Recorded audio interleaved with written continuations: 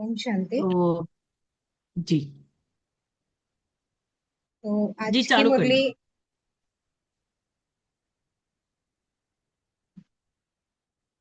जी मंजू बहन चालू कर लीजिए। हाँ जी, ओम शांति। 1969 की फरवरी 2 की मुरली है। फरवरी 2 तारीख 1969। और मुरली का टाइटल है अव्यक्त मिलन के अनुभव की विधि। अव्यक्त मिलन के अनुभव की विधि। प्रेम स्वरूप बच्चे ज्ञान सहित प्रेम जो होता है वही यथार्थ प्रेम होता है। प्रेम स्वरूप बच्चे बाबा बोल रहे हैं।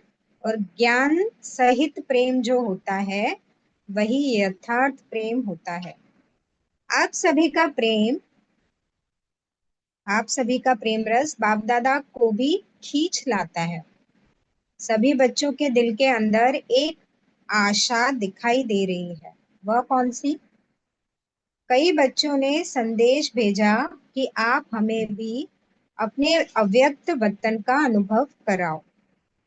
तो सभी की दिल तो होती है अव्यक्त वतन में क्या क्या होता है। यह सभी बच्चों की आशाएं जब पूर्ण होने का समय पहुंच ही गया है। आप कहेंगे कि सभी संदेशी बन जाएंगे, लेकिन नहीं। बाबा बोल रहे हैं सभी संदेशी नहीं बन पाएंगे। अव्यक्त वनु अनुभव अव्यक्त वतन का अनुभव भी बच्चे करेंगे। तो जरूरी नहीं है कि हम संदेशी बने तो ही अव्यक्त वतन का अनुभव करेंगे।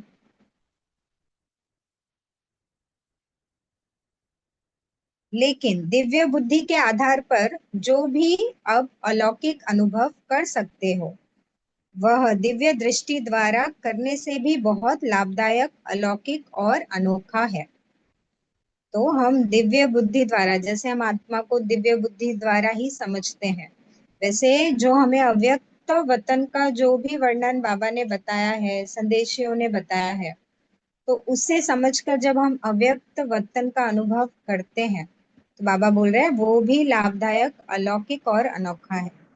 जरूरी नहीं है कि हमें संदेशी जैसा ही पाठ मिले, सभी का अलग अलग पाठ है, तो सभी तो संदेशी नहीं बन पाएंगे। इसलिए जो भी बच्चे चाहते हैं कि अव्यक्त बाप से मुलाकात करें वह कर सकते हैं। किसी के लिए मना नहीं है, भले वो संदेशी हो कि ना हो। कैसे कर सकते हैं? बाबा हमें उसका भी तरीका बता रहे हैं। इसका तरीका सिर्फ यही है कि अमृत वेले याद में बैठो और यही संकल्प रखो कि अब हम अव्यक्त बाप दादा से मुलाकात करें। जैसे साकार में मिलन का समय मालूम होता था तो नींद नहीं आती थी और समय से पहले ही बुद्धि द्वारा इसी अनुभव में रहते थे। साकार में हमें पता रहता था कि आज बाबा से मिलना है, बाबा से मिलना है। तो वैसे अब भी अव्यक्त मिलन का अनुभव प्राप्त करना चाहते हो तो उसका बहुत सहज तरीका यह है, अव्यक्त स्थिति में स्थित होकर रूह रिहान करो। तो अव्यक्त स्थिति में बाबा स्थित होने के लिए बोल रहे हैं। तो हमें एक तो शरीर से परे आत्मा अभिमानी होकर बाबा से रूह रिहान करना है। तो वो भी अव्यक्त मिलन का ही तरीका है। तो अनुभव करेंगे कि सचमुच बाप के साथ बातचीत कर रहे हैं। हमें टचिंग भी होगी, जवाब भी आएगा, बाबा भी रिस्पॉन्स करेगा। और इसी रूह रिहान में जैसे संदेशियों को कई दृश्य दिखाते हैं, वैसे ही बहुत गुह्य गोपनीय रहस्य बुद्धि योग से अनुभव करेंगे। बाबा हमें टच कराएगा, कुछ कुछ दिखाएगा। लेकिन यह अनुभव, यह बात वह बात लेकिन एक बात यह अनुभव करने के लिए आवश्यक है। वह कौन सी मालूम है? अमृत वेले भी अव्यक्त स्थिति में वही स्थित हो सकेंगे जो सारा दिन अव्यक्त स्थिति में और अंतर्मुख स्थिति में स्थित होंगे। तो अमृत वेले सिर्फ करेंगे और बाकी दिन हम नहीं करेंगे तो अनुभव नहीं होगा। बाबा बोल रहे हैं पूरे दिन और अमृत वेले दोनों ही समय पर अगर हम अव्यक्त स्थिति का अनुभव करेंगे तो ही हम बाबा से अव्यक्त मिलन रोज मना सकेंगे, वही अमृत वेले यह अनुभव कर सकेंगे। इसलिए अगर स्नेह है और मिलने की आशा है तो यह तरीका बहुत सहज है, करने वाले कर सकते हैं और मुलाकात का अनोखा अनुभव प्राप्त कर सकते हैं। वतन में बैठे बैठे कई बच्चों के दिलों की आवाज पहुंचती रहती है। आप सोचते होंगे शिव बाबा बहुत कठोर है, लेकिन जो होता है उसमें रहस्य और कल्याण है। इसलिए जो आवाज पहुंचती है वह सुन करके हर्षाता रहता हूँ। बाबा हमारी उलहना सुनकर हर्षाते रहते हैं। क्या बाप दादा निर्मोही हैं? आप सभी बच्चे निर्मोही हो? बाबा पूछ रहे हैं। निर्मोही बने हो तो बाप दादा निर्मोही और बच्चों में शुद्ध मोह तो मिलन कैसे होगा? तो बाप दादा निर्मोही और बच्चों में शुद्ध मोह तो मिलन कैसे होगा? मतलब एक अगर निर्मोही है और दूसरे में शुद्ध मोह है तो बाबा बोल रहे हैं मिलन कैसे होगा? बाप दादा में शुद्ध मोह, साकार बाबा का बच्चों में शुद्ध प्यार था, शिव बाबा का नहीं है। बाबा पूछ रहे हैं कि चलो साकार बाबा में था लेकिन शिव बाबा में नहीं है, बाप दादा का है? वो भी पूछ रहे हैं बाबा। जैसा हमारा है वैसा नहीं, शुद्ध मोह बच्चों से भी जास्ती है। बाबा बोल रहे हैं शुद्ध मोह बाबा में, शिव बाबा में, बाप दादा में बच्चों से भी जास्ती है, लेकिन बाप दादा और बच्चों में एक अंतर है, वह शुद्ध मोह में आते हुए भी निर्मोही है और बच्चे शुद्ध मोह में आते हैं तो कुछ स्वरूप बन जाते हैं, या तो प्यारे बनते या तो न्यारे बनते, लेकिन बाप दादा न्यारे और प्यारे साथ साथ बनते हैं।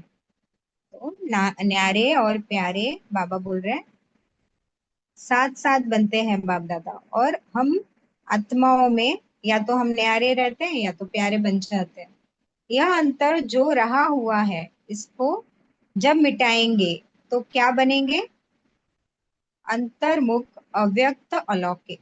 जब हम न्यारे प्यारे दोनों हो जाएंगे तब हम अंतर्मुख, अव्यक्त, अलौकिक बन जाएंगे।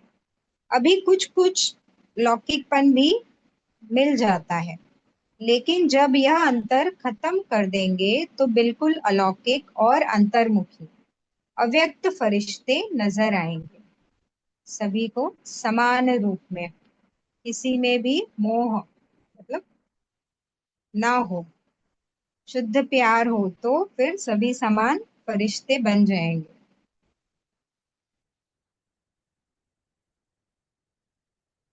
इस साकार वतन में रहते हुए भी फरिश्ते बन सकते हो। आप फिर कहेंगे आप वतन में जाकर फरिश्ते क्यों बने? हम पूछेंगे ना बाबा को, आप तो वतन में जाके फरिश्ते बने, हमें साकार में रहकर फरिश्ते बनना है।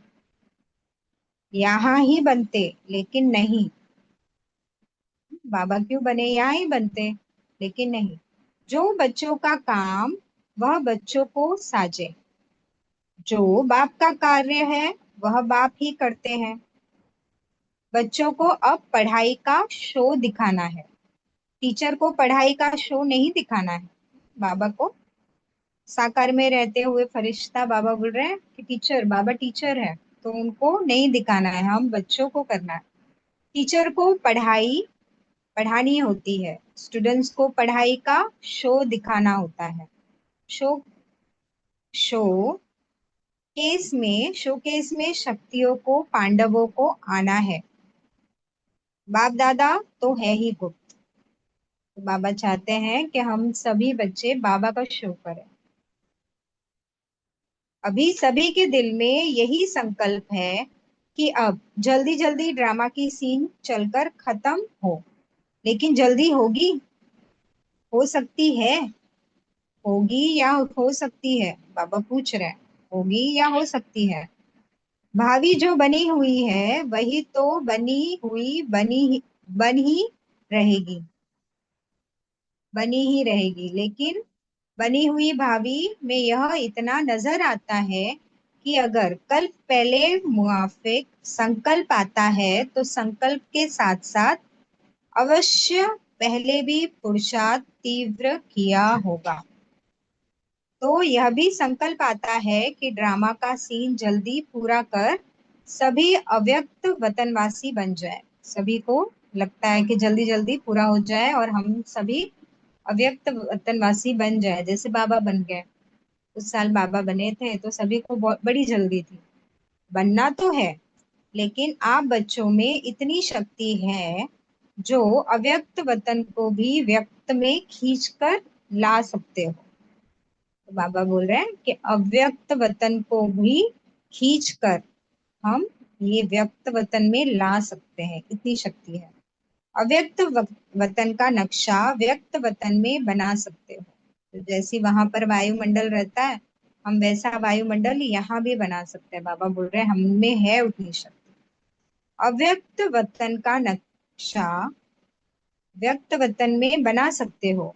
आशाएं तो हर एक की बहुत है, ऐसे ही पहुंचती है जैसे इस साकार दुनिया में बहुत बड़ी ऑफिस होती है टेलीफोन और टेलीग्राफ की, वैसे ही बहुत शुद्ध संकल्प की तारे वतन में पहुंचती रहती है। अभी क्या करना है? कई बच्चों के कुछ लोग संग्रह प्रति प्रश्न भी है, पहुंचते हैं। कई बच्चे मूंझते हैं कि साकार द्वारा जो यह कहा कि सूक्ष्म वतन है ही नहीं, तो बाबा कहाँ गए? कहाँ से मिलने आते हैं? कहाँ यह संदेश भेजते हैं? क्यों भोग लगाते हैं? इसका भी राज है। क्यों क्यों कहाँ गया था? इसका मूल कारण यही है कि जैसे आप लोग ने देखा होगा कि कभी कभी छोटे बच्चे जब कोई चीज के पीछे लग जाते हैं तो वह चीज भल अच्छी भी होती है, लेकिन हद से ज्यादा उस अच्छी चीज के पीछे पड़ जाते हैं। तो बच्चों से क्या किया जाता है? वह चीज उनकी आंखों से छिपाकर यह कहा जाता है यह कहा जाता है कि है ही नहीं। बाबा बोल रहे हैं कि अगर कोई बच्चा कोई चीज के पीछे पड़ ही जाता है तो क्या करते हैं? उसको छुपा कर बोलते हैं कि ये है ही नहीं। इसलिए ही कहा जाता है कि इसकी जो एक्स्ट्रा लगन लग गई है वह कुछ ठीक हो जाए। इसी रीति से वर्तमान समय कई बच्चे इन्हीं बातों में कुछ चटक गए थे, तो उनको छुड़ाने के लिए साकार में कहते थे कि यह सूक्ष्म वतन है ही नहीं। तो बहुत जन को सूक्ष्म वतन का शायद बहुत नशा होगा, तो बाबा ने साकार में कहा होगा कि सूक्ष्म वतन है ही नहीं। बहुत बहुत जनों को जानने की बहुत उत्सुकता होगी कि क्या है कैसे है, पीछे पड़ गए होंगे। बाप दादा ने ये कहा होगा कि सूक्ष्म वतन है ही नहीं। तो यह भी बच्चों की इस बात से बुद्धि हटाने के लिए कहा गया था। लेकिन इसका भाव यह नहीं कि अगर बच्चों से चीज छिपाई जाती है तो वह चीज खत्म हो जाती है। नहीं, यह यह एक युक्ति है चटकी हुई चीज से छुड़ाने की। तो यह भी युक्ति की। अगर सूक्ष्म वतन नहीं तो भोग कहाँ लगाते हो? इस रस्म रिवाज को कायम क्यों रखा? कोई भी ऐसा कार्य होता है तो खुद भी संदेश क्यों पूछवाते हो? तो ऐसे नहीं कि सूक्ष्म वतन नहीं है, सूक्ष्म वतन है। लेकिन अब सूक्ष्म वतन में आने जाने के बजाय स्वयं ही सूक्ष्म वतन वासी बनना है। यही बाप दादा की बच्चों में आशा है। आना जाना ज्यादा नहीं होना चाहिए, यह यथार्थ है। कमाई किसमें है? तो बाप बच्चों की कमाई को देखते हैं और कमाई के लायक बनाते हैं। इसलिए यह सभी रहस्य बोलते रहे। अभी समझा कि क्यों कहा था? और अब क्या है? सूक्ष्म वतन के अव्यक्त अनुभव को अनुभव करो। सूक्ष्म स्थिति को अनुभव करो। आने जाने की आशा अल्पकाल की है। अल्पकाल की बजाय सदा अपने को सूक्ष्म वतनवासी क्यों नहीं बनाते? बाबा बोल रहे हैं कि हम जाएं नीचे आए, संदेशियों जैसा जैसा पाठ रहता है। बाबा बोल रहे हैं सदा ही सूक्ष्म वतनवासी क्यों नहीं बनते, और सूक्ष्म वतनवासी से ही बहुत वंडरफुल अनुभव करेंगे। खुद आप लोग वर्णन करेंगे कि यह अनुभव और संदेशियों के अनुभव में कितना फर्क है। वह कमाई नहीं, यह कमाई भी है और अनुभव भी। तो एक ही समय दो प्राप्ति हो, वह अच्छा या एक ही चाहते हो? तो बाबा ने हमें सूक्ष्म वतन कैसे हम साकार में अनुभव करते रहे, और उसमें कमाई भी है और अनुभव भी है। बाबा वो बोल रहे हैं बहुत जन की आश रहती है संदेशियों जैसे सूक्ष्म वतन में जाके देखने की, तो बाबा ने वह स्पष्ट किया है। और कई बच्चों के मन में यह भी प्रश्न है कि ना मालूम, जो बाप दादा कहते थे कि सभी को साथ में ले जाएंगे, अब वो तो चले गए, लेकिन वह चले गए हैं? बाबा पूछ रहे हैं। मुक्ति धाम में जा नहीं सकते सिवाय बारात व बच्चों के। तो बाबा सभी के साथ जाएंगे। बाबा भी अव्यक्त वतन में हमारे लिए खड़े हैं, ब्रह्मा बाबा और शिव बाबा। बारात के बगैर अकेले जा सकते हैं? बारात तैयार है, यही सुना है अब तक कि बारात के साथ ही जाएंगे। जब बारात ही सज रही है तो अकेले कैसे जाएंगे? अभी तो सूक्ष्म वतन में ही अव्यक्त रूप से स्थापना का कार्य चलता रहेगा। बाबा ने सूक्ष्म वतन में क्या होता रहेगा वो भी हमें बताया। जब तक स्थापना का कार्य समाप्त नहीं हुआ है, तब तक बिना कार्य सफल किए हुए घर नहीं लौटेंगे। साथ ही चलेंगे और फिर चलने के बाद क्या करेंगे? मालूम है क्या करेंगे? साथ चलेंगे और साथ रहेंगे, और फिर साथ ही सृष्टि पर आएंगे। तो सभी साथ चलेंगे, यहाँ से जाएंगे सूक्ष्म वतन, फिर वहां से परम धाम, परम धाम से फिर हम सभी साथ में आएंगे। बाबा ने बुलाया साथ में चलेंगे, साथ में रहेंगे और साथ वापस आ जाएंगे। आप बच्चों का जो गीत है कभी भी हाथ और साथ ना छूटे, तो बच्चों का भी वायदा है तो बाप का भी वायदा है। आप अपने वायदे से बदल नहीं सकते। बाप अपने वायदे से बदल नहीं सकते। और भी कोई प्रश्न है? बाबा ने जो वायदा किया है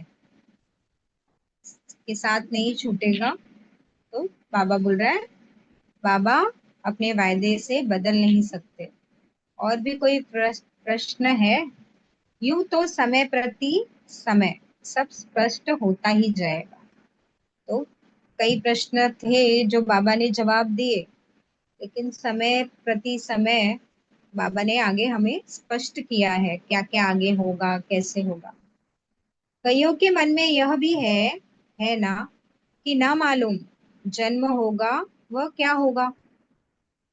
जन्म होगा जैसे आपकी मम्मा का जन्म हुआ वैसे होगा।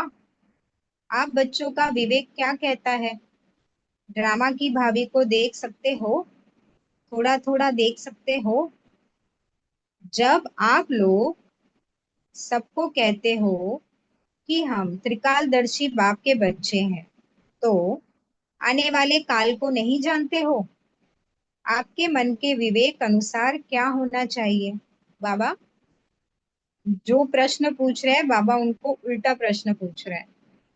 अव्यक्त स्थिति में स्थित होकर हाँ व ना कहो। तो जवाब निकल आएगा। इस रीति से बाप दादा ने दो चार से पूछा। बहुत करके सभी का यही विचार था कि नहीं होगा, ये अभी बाबा का, ब्रह्मा बाबा का जन्म नहीं होगा। आज ही उत्तर चाहते हो या बाद में? हलचल हलचल तो नहीं मच रही है। यह भी एक खेल रचा जाता है। छोटे छोटे बच्चे तालाब में पत्थर मारकर उनकी लहरों से खेलते हैं। यह भी एक खेल है। तो यह भी एक खेल है। बाप तुम सभी के विचार सागर में प्रश्नों के पत्थर फेंक कर तुम्हारे बुद्धि रूपी सागर में लहर उत्पन्न कर रहे हैं। उन्हीं लहरों का खेल बाप दादा देख रहे हैं। अभी आप सबके साथ ही अव्यक्त रूप से स्थापना के कार्य में लगे रहेंगे।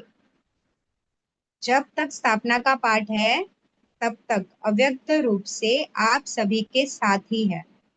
समझ गए? जब तक स्थापना पूरा नहीं होता तब तक बाबा सभी के साथ में ही है। वतन में मम्मा को भी मर्ज किया था। पता है क्या बात चली? जैसे साकार रूप में साकार वतन में मम्मा बोलती थी कि बाबा आप बैठे रहिए, हम सभी काम कर लेंगे। इसी ही इसी ही रीति से वतन में भी यही कहा कि हम सभी कार्य स्थापना के जो करने हैं वह करेंगे। आप बच्चों के साथ ही बच्चों को बहलाते रहिए। ऐसे ही साकार में कहती थी। वही वतन में रूह रिहान चली। आप सभी के मन में तो होगा कि हमारी मम्मा कहाँ गई। अभी यह राज इस समय स्पष्ट करने का नहीं है। बाबा ने बताया नहीं कि मम्मा कहाँ गई। सभी के मन में वो प्रश्न तो होगा। कुछ समय के बाद सुनाएंगे कि वह कहाँ और क्या कर रही है। स्थापना के कार्य में भी मददगार है, लेकिन भिन्न नाम रूप से। अच्छा, अब तो टाइम हो गया है। आज वतन में दूर से ही सवेरे से खुशबू आ रही थी। देख रहे थे कैसे स्नेह से चीजें बना रहे हैं। आपने देखा भंडारे में चक्र लगाया। चीजों की खुशबू नहीं, स्नेह की खुशबू आ रही थी। यह स्नेह की यह स्नेह ही अविनाशी बनाता है। अविनाशी स्नेह है ना। याद हर एक की पहुंचती है। उसका रिस्पॉन्ड लेने के लिए अवस्था चाहिए। बाबा हम जो याद करते हैं तो बाबा भी रिटर्न में हमें रिस्पॉन्ड करता है, लेकिन बाबा क्या बोलते हैं, उसके लिए अवस्था चाहिए। रिस्पॉन्ड फौरन मिलता है, ऐसा भी नहीं है कि बाद में मिलता है। तो बाबा हमें तुरंत रिस्पॉन्ड देता है। अगर हमें उसे महसूसता नहीं है तो मतलब हमारी अवस्था वैसी नहीं है। अगर हम तुरंत कैच कर पाते हैं मतलब हमारी अवस्था है वैसी। जैसे साकार में बच्चे बाबा कहते थे जैसे साकार में बच्चे बाबा कहते थे तो बच्चों को रिस्पॉन्ड मिलता था। तो रिस्पॉन्ड अब भी फौरन मिलता है, लेकिन बीच में व्यक्त भाव को छोड़ना पड़ेगा, तभी उस रिस्पॉन्ड को सुन सकेंगे।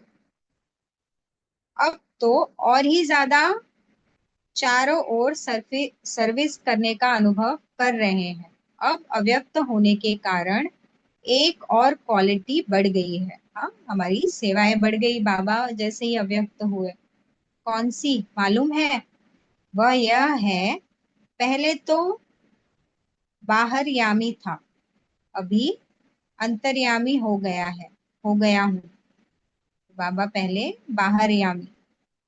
बाहर यामी मतलब बाबा तब शरीर में ही थे। तो अब बाबा, अभी सबको बाबा मन से जानते हैं।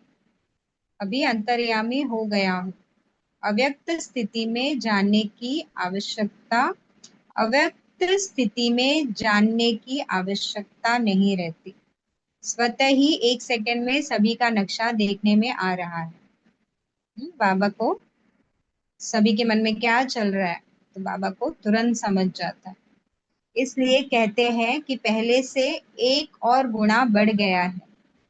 अव्यक्त स्थिति में तो खुशबू से ही पेट भर जाता है। उसमें खाने के लिए तो जरूरत ही नहीं है, खुशबू आई और बाबा बोल रहे हैं पेट भर जाता है। आप लोगों को मालूम है, बाबा पूछ रहे हैं कि अव्यक्त स्थिति में खुशबू से ही पेट भर जाता है।